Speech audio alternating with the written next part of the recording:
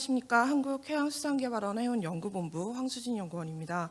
오늘은 글로벌 공급망 변동에 따른 해양물류 지원 방안이라는 주제로 연구 내용을 소개해드리고자 합니다. 본 연구에서는 공급망에서 해운산업이 수행하는 핵심적인 역할을 재조명하고 해운수송망이 공급망 안정화의 중요한 수단이라는 점을 강조하고자 했습니다. 특히 공급망의 안정화를 위해 국적선사의 선박 투입이 필요하다는 점에 주목하였으며, 이러한 투입이 적절한 지원 없이 이루어질 경우 선사의 참여가 제한될 수밖에 없다는 문제의식에서 출발하였습니다. 이에 따라 본 연구는 현행 손실보상 제도의 실효성을 점검하고 실제 소요되는 비용을 추정하여 제도 개선이 필요성을 제한하는 데 초점을 맞추고 있습니다. 코로나19, 러시아 우크라이나 전쟁, 중동 불안 등 위기가 지속되며 공급망 위기는 일회성이 아닌 상시와 양상으로 전개되고 있습니다. 기존의 저스트인타임 방식에서 벗어나 저스트인케이스, 즉 보건력 중심의 전략으로 글로벌 공급망의 구조적 변화가 나타나고 있습니다. 2022년 기준 우리나라의 무역 의존도는 96.5%로 주요 선진국인 미국이나 일본과 비교해도 매우 높은 수준입니다. 또한 우리나라 수출입 물동량의 99.7%는 해상 운송에 의존하고 있어 해운산업은 국가기관 산업이자 공급망 안정화를 위한 핵심 수단으로 자리매김하고 있습니다. 글로벌 공급망 위기가 상시화되면서 정부는 물류 안정화를 위한 다양한 지원책을 지속적으로 추진해 왔습니다.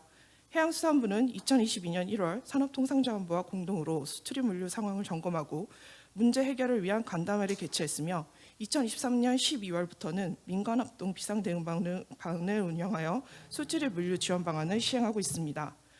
또한 2024년 1월에는 상업통상자원부가 홍해발 물류 애로를 겪는 중소기업을 대상으로 해상 운임의 상승에 대응하기 위한 수출 바우처 사업을 한시적으로 시행한 바 있습니다.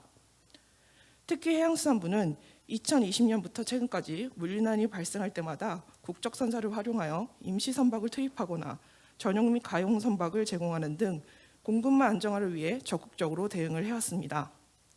그러나 이러한 대응은 대부분 제도적 기반 없이 한시적으로 운영되었다는 제약이 있으며, 글로벌 공급망 상시화에 대비하기 위해서는 보다 지속 가능하고 체계적인 대응 시스템의 정비가 요구되고 있습니다. 다음은 해운 부분 공급망 정책 현황 부분을 살펴보고자 합니다. 해양수산부 소관 법률인 비상사태 등에 대비하기 위한 해운 및 항만기능 유지에 관한 법률 해운항만기능유지법 제5조에 따라 비상사태 발생 시 정부로부터 지정된 선박, 즉 국가필수 선박은 물자 수송을 수행하고 일정 수준의 손실보상을 받을 수 있도록 규정되어 있습니다. 같은 법 제9조와 제13조에서는 국가필수 선박에 대한 지원과 손실보상에 관한 사항을 규정하고 있으며, 하위법령에서는 손실보상의 구체적인 기준을 명시하고 있습니다. 소진 및 수송 명령의 수행으로 인한 손실은 선체 등 물건의 멸실 및 훼손에 따라 발생한 비용, 선원 등 인적 피해, 즉 사망 또는 부상으로 인한 손실과 임금차익과 같이 손실 유형이 명확히 규정되어 있으나, 선박 운항 전반에서 실제로 발생할 수 있는 운항비, 고정비 등에 대한 비용 기준은 구체적으로 명시되어 있지 않습니다. 또한 해당 법은 국가필수 선박으로 지정된 선박에 한정된다는 점에서 적용 범위에 제약이 있습니다. 공급망 3법은 국가 차원의 공급망 안정화를 위해 범정부 차원의 대응이 가능하도록 제정된 법률로, 경제안보를 위한 공급망 안정화 지원 기본법안, 소재 부품 장비 산업 경쟁력 강화를 위한 특별조치법, 국가자원안보 특별법을 말합니다. 이들 법률은 공급망 안정화를 위한 행정적 재정적 지원 시스템 구축의 법적 기반을 제공하며, 정부가 공급망 위기에 선제적으로 대응할 수 있도록 범정부 차원의 통합적 지원 체계를 마련하고 있습니다. 특히 공급망 3법은 비축가 재고 확대, 대체기술 개발, 국내 생산 및 해외 자원 개발과 수입선 다변화 등 다양한 정책 수단을 명시하고 있으며, 이를 실현하기 위해 공급망 안정화 기금을 조성하고 운영할 수 있는 법적 근거 또한 공급망 기본법에 규정되어 있습니다. 또한 해당 법에서는 경제안보 서비스를 경제안보 품목의 도입, 생산과 유통에 지장이 발생할 우려가 있는 서비스 또는 기반시설을 정의하고 있습니다. 이러한 정의에 비춰볼 때 해운산업은 공급망 운송을 담당하는 주요 기반 인프라로서 경제안보 서비스에 해당한다고 볼 수 있습니다. 이처럼 공급망 안정화를 위한 선박 투입에 대해 현행 규정이 갖는 제약을 보완하기 위해서는 공급망 3법과의 연계를 강화하여 해운산업이 해상수송망으로서의 법적 지위를 명확히 확보하고, 이를 바탕으로 보다 실효성 있는 손실보상 체계를 구축할 수 있도록 제도적 근거를 확보할 필요가 있습니다. 다음은 공급망 위기 대응을 위한 선박 규모 추정입니다. 선박 규모 추정에서는 공급망 위기 발생 시 국적선사의 선박 투입에 따른 비용을 산출하기에 앞서 주요 화물의 수송에 필요한 선박의 적정 규모를 추정하는 것을 목적으로 합니다. 이렇게 도출된 선박 적정 규모는 이후 손실보상 규모를 산정하는 기초자료로 활용되며 공급망 위기 상황에서 정부의 전략적 선박 운용 및 지원 정책 수립을 위한 근거로도 기능할 것으로 기대됩니다. 선박 규모의 추정은 품목별 우리나라 물동량 추이 분석, 품목별 기종점 분석을 통한 해상 운송 경로 도출과 마지막으로는 연간 수송 능력에 따른 선대 규모를 추정합니다. 선대 규모를 추정하는 데 활용한 식은 국가 필수 선박 추정에 주로 사용하는 대표적인 방법론으로 수송에 필요한 선박의 크기, 수송 물량, 연간 배선수를 변수로 활용해 선대 규모를 추정하였습니다.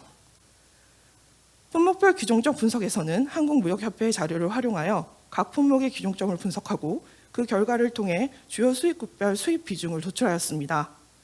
또한 연간 수송량과 선대 규모를 추정하기 위해 수송 물량을 전시 상황과 공급망 안정화 상황으로 구분하여 분석하였습니다.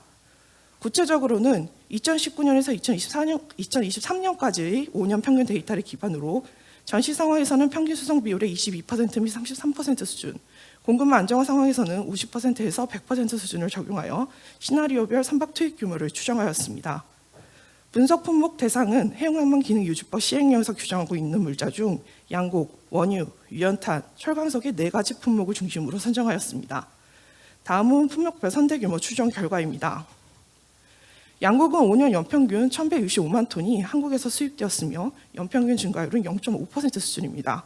주요 수입국은 미국, 아르헨티나, 브라질이며 이들 국가로부터의 기종점별 운송거리 및 수입 비중을 고려하여 전시 상황에서는 7척에서 11척, 공급망 안정화 상황에서는 16척에서 최대 33척까지 필요한 것으로 나타났습니다. 유연탄의 선박 규모, 철광석과 원유 수송에 필요한 선박 규모 추정 결과도 확인하실 수 있습니다. 다음은 선박의 손실 규모 추정입니다. 품목별, 선종별, 항로별로 세분화된 기준에 따른 손실보상 규모 추정이 필요합니다. 이는 품목마다 투입되는 선종이 상이하며 동일한 선종이라 하더라도 항로별 운임 차이로 인해 운항 수익 구조와 고정비 부담이 달라질 수 있기 때문입니다. 현재 분석 대상인 양곡, 유연탄, 철광석, 원유는 건화물선과 유조선을 통해 수송됩니다. 이 중 건화물선의 경우 철광석은 18만 데드웨이트의 KF선이, 양곡과 유연탄은 8만 2천 데드웨이트 파나마스급 선박으로 주로 수송됩니다. 반면 원유는 VLCC 선을 통해 운송됩니다. 해운 비용은 자본비, 운영비, 운항비로 구분됩니다. 자본비는 카펙스라고도 불리며 자금 조달 비용, 감가상각비 등으로 구성되며 자기자본 비율, 취득 원가, 금리 수준 등에 따라 결정됩니다. 자본비는 선박 운항과 무관하게 발생하는 비용입니다. 운영비는 오펙스라고도 하며 선박 취득 이후 운항준비 비용과 운항 중 변동이 발생하지 않는 고정적인 비용으로 선원비, 선용품비 등을 말합니다. 카펙스와 오펙스의 합을 고정비라고 이야기하고 운항비는 화물 운송을 위해 특정 구간을 운항하면서 발생하는 변동비 성격의 비용으로 연료비, 화물비, 항비 등으로 구성됩니다. 이러한 해운 비용 구조를 감안할 때 손실보상 체계는 선종별, 항로별, 운항 손실 전반을 포괄하는 종합적인 기준으로 설계될 필요가 있습니다. 그래프는 선박의 자본비와 운용비 변화 추이와 고정비와 용선력, 어닝 간을 비교한 결과입니다. 어닝은 운항 수익의 정보를 내포하고 있습니다. 장기 용선료는 스팟 시장의 현황을 반영함과 동시에 미래 시장에 대한 기대치가 반영된 결과물로 앞서 설명한 해운 비용을 고려하여 시장 참여들이 최소한의 이익을 충족할 수 있는 합리적 운임 수준을 나타낸다고도 볼 수 있습니다. 이들 수치를 기반으로 품목별, 선종별, 손실 규모 추정의 보조 지표로 활용할 수 있습니다. 따라서 손실보상 체계 설계 시에는 이러한 시장의 상황을 실시간으로 반영할 수 있도록 시장 운임 데이터도 참고할 수 있도록 고려하는 것이 유의미한 수단이라고 할 수 있습니다. 다음은 품목별, 선종별 세분화된 기준에 따른 선박의 손실보상 추정 결과를 보여주는 내용입니다. KF선과 파나막스선, 원유선의 고정비 수준에서 큰 차이가 나타나고 있습니다. 파나막스선이 고정비가 하루 15,220달러 수준인 반면 VLCC는 42,917달러로 선종에 따라 최대 3배 가까운 비용 차이가 발생하고 있습니다. 이러한 고정비의 차이는 선종별 선박 크기, 감가상각비, 보험료 등의 구조적 요인에서 기인하며 손실 보상 체계를 설계할 때 반드시 선종별 운항 비용의 격차를 반영한 차등적 기준 마련이 필요함을 시사합니다. K폰의 수익성은 3년 평균 기준으로 약 24,002달러로 높게 나타났습니다. 하지만 이 수치는 최근 시황 호조에 따른 성과 상승에 방영된 결과물이라는 점에서 주의가 필요합니다. 즉, 현재 용선료와 원인 수치에는 선박의 취득 시점에서 따른 고정비 구조가 반영되어 있으며 이는 과거 성과로 도입된 선박과 최근 고성과로 도입된 선박 간의 운용 수익성 해석에 유의가 필요하다는 점을 의미합니다. 따라서 선박 고정비의 산정 기준의 성과 반영 시점, 기준 연도를 명확히 설정하는 것이 중요한 것을 확인할 수 있습니다. 이번 연구는 팬데믹 이후 이어진 지정학적 위기, 기후변화 등 외부 충격이 공급망 전반에 미친 구조적 영향을 배경으로 해운산업이 공급망 안정화의 핵심 수단으로서 어떤 역할을 수행해야 하는지, 그리고 선박 투입에 따른 손실보상 체계를 어떻게 실효성 있게 구축할 수 있을지에 대한 제언을 드리고자 수행되었습니다. 공급망 안정화를 위한 기존 제도의 제약을 해소하고 공급망 3법과의 제도적 연계를 강화함으로써 해운산업이 경제안보 서비스의 지위를 기반으로 보다 체계적이고 현실적인 보상 체계를 갖추는 것이 필요하다는 점을 강조드렸습니다. 아울러 품목별, 선종별, 항로별로 세분화된 기준에 따라 실제 운항에서 발생할 수 있는 다양한 손실 요소를 반영한 정교한 손실보상 체계의 마련이 필요하며 이는 단순한 제도 개선을 넘어 공공성과 시장 요인의 균형을 맞추는 핵심임을 말씀드립니다. 이러한 제도 정비를 통해 향후 글로벌 공급망 위기 상황에서 보다 유연하고 전략적인 해운 대응 체계가 작동할 수 있기를 기대합니다. 감사합니다.